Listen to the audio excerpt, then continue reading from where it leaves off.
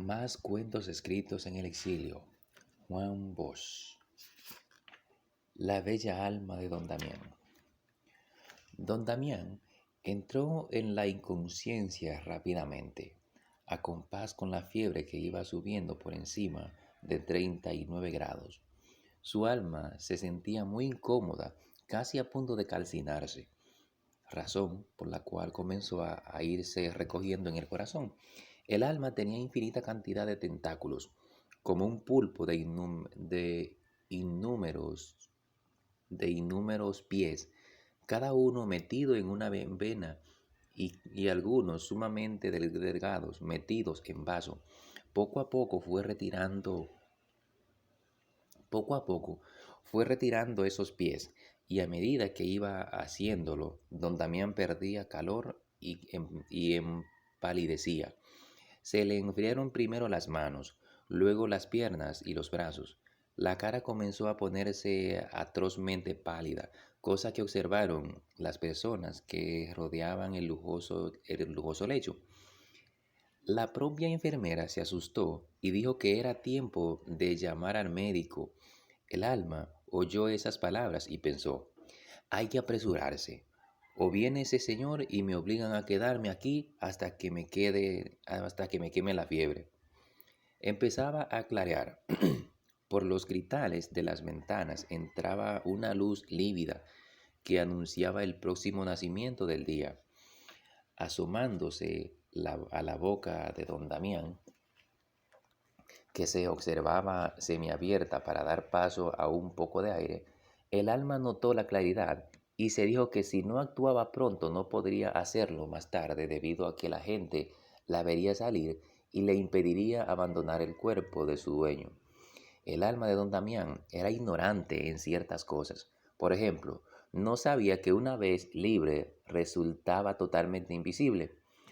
Hubo un prolongado revuelo de faldas alrededor de la soberbia cama donde yacía el enfermo, y se dijeron frases atropelladas que el alma no atinó a oír, ocupada como estaba en escapar de su prisión, ocupada como estaba en escapar de su prisión. La enfermera encontró con una jeringa hipodérmica La enfermera entró con una jeringa hipodérmica en la mano. Ay, ay, Dios mío, que no sea tarde, clamó la voz de la vieja criada. Pero era tarde. A un mismo tiempo la aguja penetraba en un antebrazo de don Damián, y el alma sacaba de la boca del moribundo sus últimos tentáculos. El alma pensó que la inyección había sido un gasto inútil. En un instante se oyeron gritos diversos y pasó apresuradamente, y mientras alguien, de seguro la criada, porque era imposible que se tratara de la suegra o de la mujer de don Damián, se tiraba aullando sobre el lecho, el alma se lanzaba al espacio directamente hacia la lujosa lámpara de cristal de Bohemia que pendía del centro del techo. Allí se agarró con suprema fuerza y miró hacia abajo. Don Damián era ya un despojo amarillo, de facciones casi transparentes y duras como el cristal. Los huesos del rostro parecían haberle crecido y la piel tenía un brillo repelente. Junto a él se movían la suegra, la señora y la enfermera, con la cabeza hundida en el lecho. En el lecho sollozaba la anciana criada. El alma sabía a ciencia cierta lo que estaba sintiendo y pensando cada uno, pero no quiso perder el tiempo en observarlas. La luz crecía muy deprisa y ella temía ser vista allí donde se hallaba. Trapa- Trepada en la lámpara, agarrándose con indescriptible miedo, de pronto vio a la suegra de don Damián tomar a su hija de un brazo y llevarla al pasillo. Allí le habló con acento muy bajo, y he aquí las palabras que oyó el alma: no vayas a comportarte ahora como una desvergonzada. Tienes que demostrar dolor. Cuando llegue gente, mamá, susurró la hija, No, desde ahora. Acuérdate que la enfermera puede contar luego, puede contar luego. En el acto, la flamante viuda corría hacia la cama como una loca diciendo, Damián, Damián mío, ay mi Damián, ¿cómo podré yo vivir sin ti, Damián de mi vida? Otra alma con menos mundo se hubiera asombrado. Pero la de don Damián, trepada en su lámpara, admiró la buena ejecución del papel. El propio don Damián procedía así en ciertas ocasiones, sobre todo cuando le tocaba actuar en lo que él llamaba la defensa de mis intereses. La viuda lloraba ahora, defendiendo sus intereses. Era bastante joven y agraciada. En cambio, don Damián pasaba de los 70. Ella tenía novio cuando él la conoció, y el alma había sufrido ratos muy desagradables a causa de los celos de su ex dueño. El alma recordaba ciertas escenas, hacía por cierto pocos meses, en las que la mujer dijo, no puedes prohibirme que le hable. Tú sabes que me casé contigo por tu dinero. A lo que don Damián había contestado que con ese dinero él había comprado el derecho a no ser puesto en ridículo. La escena fue muy desagradable con, inten- con in- con intervención de la suegra y amenazas de divorcio. En suma, un mal momento, empeorado por las circunstancias de que la discusión fue cortada en seco debido a la llegada de unos muy distinguidos visitantes, a quienes marido y mujer atendieron con encantadoras sonrisas y maneras tan finas que solo ella, el alma de don Damián, apreciaba en todo su real valor. Estaba el alma allá arriba, en la lámpara, recordando tales cosas, cuando llegó a toda prisa un sacerdote. Nadie sabía por qué se presentaba tan a tiempo, puesto que todavía no acababa de salir el sol del todo, y el sacerdote había sido visita durante la noche. Vine porque tenía, porque tenía el presentimiento, vine porque temía que don Damián diera su alma sin confesar. Trató de explicar, a lo que la suegra del difunto, llena de desconfianza, preguntó, ¿pero no confesó anoche, padre? Aludía a que durante cerca de una hora el ministro del Señor había estado encerrado a solas con don Damián, y y todas creían que el enfermo había confesado, pero no había sucedido eso. Trepada en su lámpara, el alma sabía que no, y sabía también por qué había llegado el cura. Aquella larga entrevista solitaria había tenido un tema más bien árido, pues el sacerdote proponía a don Damián que testara dejando una importante suma para el nuevo templo que se construía en la ciudad. Y don Damián quería dejar más dinero y don Damián quería dejar más dinero del que se le solicitaba, pero destinado a un hospital. No se entendieron y al llegar a su casa el padre notó que no llegaba consigo su reloj. No se entendieron y al llegar a su casa el padre notó que no llevaba consigo su reloj. Era prodigioso lo que le sucedía al alma. Una vez libre, eso de poder saber cosas que no habían ocurrido en su presencia, así como adivinar lo que la gente pensaba e iba a hacer. El alma sabía que el cura se había dicho. Recuerdo haber sacado el reloj en casa de don Damián para ver qué hora era. Seguramente lo dejé allá. De manera que esa visita ahora tan extraordinaria nada tenía que ver con el reino de Dios. No, no, confesó. No confesó, explicó el sacerdote mirando fijamente a la suegra de don Damián. No llegó a confesar anoche, y quedamos en que vendría hoy a primera hora para confesar y tal vez para comulgar. He llegado tarde y es gran lástima, dijo mientras movía el rostro hacia los rincones y las doradas mesillas, sin duda con la esperanza de ver el reloj en una de ellas. La vieja criada, que tenía más de 40 años atendiendo a don Damián, levantó la cabeza y mostró dos ojos enrojecidos por el llanto. Después no le hacía falta, después de todo no le hacía falta, aseguró. Que Dios me perdone. Después del todo, no le hacía falta, aseguró. Que Dios me perdone. No necesitaba confesar porque tenía una bella alma.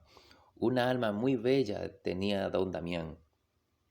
Diablo, eso sí era interesante. Jamás había pensado el alma de don Damián que fuera bella.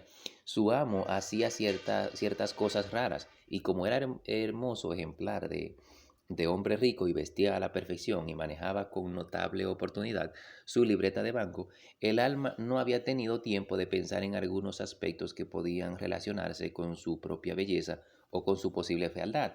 Por ejemplo, recordaba que su amo le ordenaba sentirse bien cuando tras laboriosas entrevistas con el abogado don Damián hallaba la manera, don Damián hallaba la manera de quedarse con la casa de algún deudor. Y a menudo ese deudor no tenía dónde ir a vivir después, o cuando a fuerza de piedras preciosas y de ayuda en metálico para estudios o para la salud de la madre enferma, una linda joven de los barrios obreros accedía a visitar cierto lujoso departamento que tenía don Damián. Pero era bella o era fea. Desde que logró desasirse de las venas de su amo hasta que fue objeto de esa mención por parte de la criada, había pasado, según cálculo del alma, muy corto tiempo y probablemente era mucho menos todavía de lo que ella pensaba. Todo sucedió muy deprisa y además de manera muy confusa. Ella sintió que se cocinaba dentro del cuerpo del enfermo y comprendió que la fiebre seguiría subiendo. Antes de retirarse, mucho más allá de la medianoche, el médico lo había anunciado. Había dicho, puede ser que la fiebre suba al amanecer. En ese caso hay que tener cuidado. Si ocurre algo, llámenme. ¿Iba ella a permitir que se le horneara? Se hallaba con lo que podría denominarse su centro vital, muy cerca de los intestinos de don Damián, y esos intestinos despedían fuego. Parecía, parecería como los anim- perecería como los animales horneados, lo cual no era de su agrado.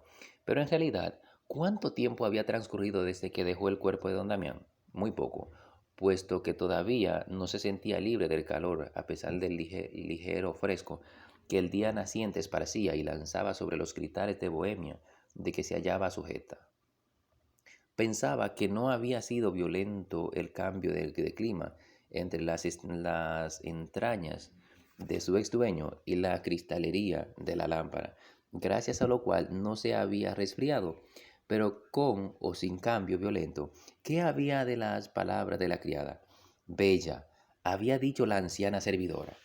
La vieja sirvienta era una mujer veraz que quería a su amo porque lo quería, no por su distinguida estampa, ni porque él le hiciera regalos. Al alma no le pareció tan sincero lo que oyó a continuación. Claro que era una bella alma la suya, corroboró el cura. Bella era poco, señor, aseguró la suegra. El alma se volvió a mirar y vio cómo, mientras hablaba, la señora se dirigía a su hija con los ojos. En tales ojos había a la vez una orden y una imprecación. Parecían decir, rompe a llorar ahora mismo, idiota, no vaya a hacer que el señor cura se dé cuenta de que te ha alegrado la muerte de este miserable. La hija comprendió en el acto el mudo y colérico lenguaje, pues a seguida prorrumpió en dolorosas lamentaciones. Jamás, jamás hubo alma más bella que la tuya. Ay, Damián, Damián mío, luz de mi vida. El alma no pudo más. Estaba sacudida por la curiosidad y por el asco. Quería asegurarse sin perder un segundo de que era bella y quería alejarse de un lugar donde cada quien trataba de engañar a los demás. Curiosa y asqueada, pues se lanzó desde la lámpara en dirección hacia el baño, cuyas paredes estaban cubiertas por grandes espejos. Calculó bien la distancia para caer sobre la alfombra, a fin de no hacer ruido, además de ignorar que la gente no podía verla. El alma ignoraba que ella no tenía peso. Sintió gran alivio cuando advirtió que pasaba inadvertida y corrió desolada a colocarse frente a los espejos. Pero ¿qué estaba, pero qué estaba sucediendo? ¿Pero qué estaba sucediendo? Gran Dios. En primer lugar, ella se había acostumbrado durante más de 60 años a mirar a través de los ojos de don Damián, y esos ojos estaban altos, a un metro y 60 centímetros sobre el suelo. Estaba acostumbrada, además, al rostro vivaz de su amo, a sus ojos claros, a su pelo brillante de tono gris, a la arrogancia con que alzaba el pecho y levantaba la cabeza, a las costosas telas con que se le con que se vestía. Y lo que veía ahora ante sí no era nada de eso, sino una extraña figura que acaso un pie de altura, blancuzca, parda, sin contorno definido. En primer lugar, no se parecía a nada conocido, pues lo que debía ser 2 pies y 2 piernas, según fue siempre cuando se hallaba en el cuerpo de don Damián, era un monstruoso y sin embargo pequeño racimo de tentáculos como los del pulpo, pero sin regularidad, unos más cortos que otros, unos más delgados que los demás, y todos ellos como hechos de humo sucio, de un indescriptible lodo impalpable, como si fueran transparentes y no lo fueran, sin fuerza rastreros que se doblaban con repugnante fealdad. El alma de don Damián se sintió perdida. Sin embargo, sacó coraje para mirar más arriba. No tenía cintura. En realidad, no tenía cuerpo, ni cuello, ni nada, sino que de donde se reunían los tentáculos salía por un lado una especie de oreja caída, algo así como una corteza rugosa y purulenta, y del otro un montón de pelos sin color, áspero, unos retorcidos, otros derechos. Pero no era eso lo peor, y ni siquiera la extraña luz grisácea y amarillenta que la envolvía, sino que su boca era un agujero informe, a la vez como el ratón, a la vez como el ratón y de hoyo irregular en una fruta podrida, algo horrible, nauseabundo, verdaderamente asqueroso. Y en el fondo de ese hoyo, y en el fondo de ese hoyo brillaba, y en el fondo de ese hoyo brillaba un ojo, su único ojo, con reflejo oscuro y, y expresión de terror y perfidia. ¿Cómo explicarse que todavía siguieran esas mujeres y el cura asegurando allí? ¿Cómo explicarse que todavía siguieran esas mujeres y el cura asegurando allí, en la habitación del lado, junto al lecho y donde yacía don Damián, que la suya había sido un alma bella? Salir, salir a la calle yo así, con ese aspecto, para que me vea la gente, preguntaba en lo que creía todo su voz, ignorante ante de que era invisible e inaudible. Estaba perdida en un negro túnel de confusión. ¿Qué haría? ¿Qué haría? ¿Qué destino tomaría? Sonó el timbre. A seguida la enfermera dijo: «Es el médico, señora. Voy a abrirle». A tales palabras la esposa de don Damián comenzó a aullar de nuevo, invocando a su muerto marido, y quejándose de la soledad en que la dejaba. Paralizada ante su propia imagen, el alma comprendió que estaba perdida. Se había acostumbrado a su refugio, al alto cuerpo de don Damián, que había acostumbrado incluso al insufrible olor de sus intestinos. El alma eh, se había acostumbrado incluso al insufrible olor de sus intestinos, al ardor de su estómago, a las molestias de sus resfriados. Entonces oyó el saludo del médico y la voz de la suegra que declamaba: «Ay, doctor, qué desgracia. Doctor, qué desgracia. Cálmese, señora, cálmese, respondió el médico. El alma se asombró, el alma se asomó a la habitación del difunto. Allí, alrededor de la cama, se amontonaban las mujeres, de pie en el extremo opuesto a la cabecera, con un libro, con un libro abierto.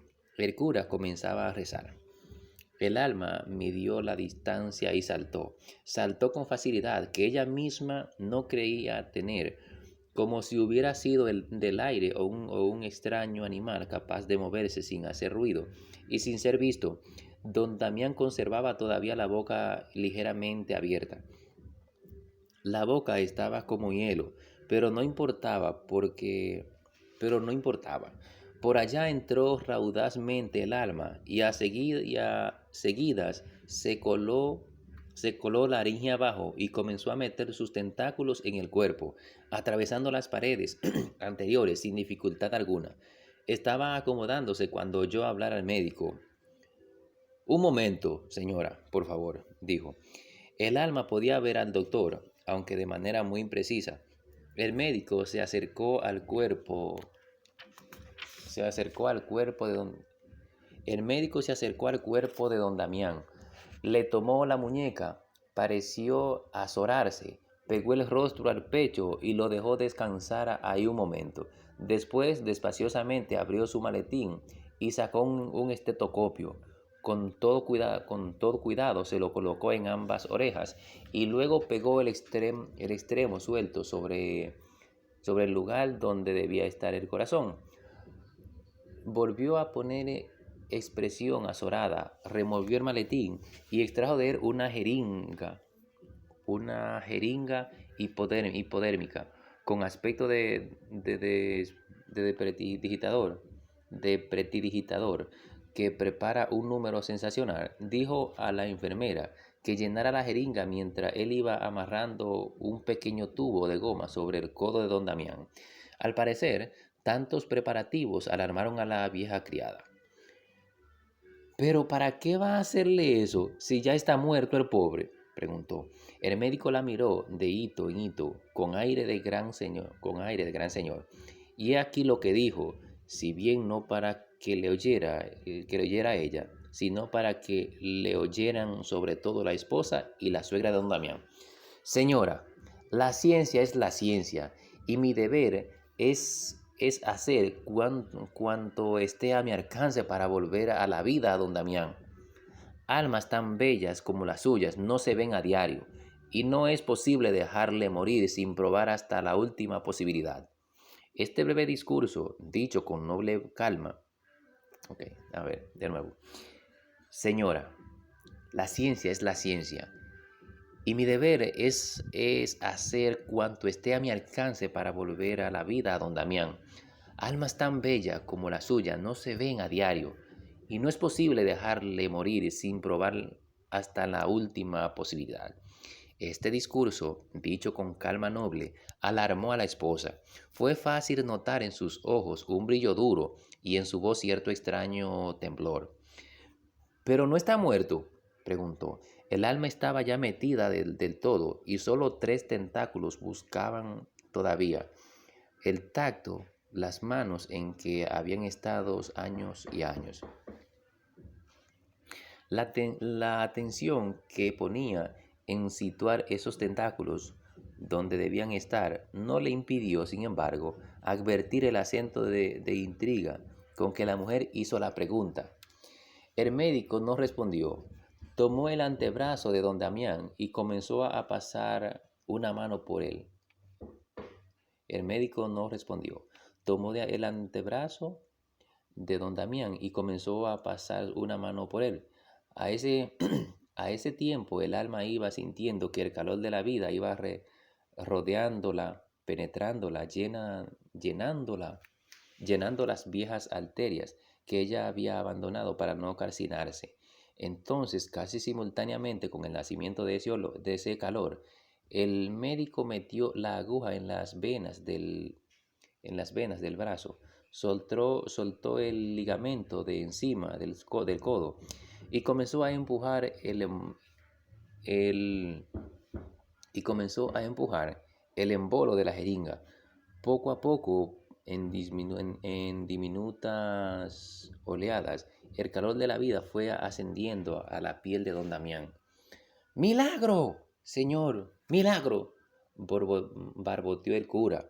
Súbitamente presenciando aquella resurrección, el sacerdote palideció y dio rienda suelta a su imaginación. La contribución para el ejemplo de esta, la contribución para el templo estaba segura.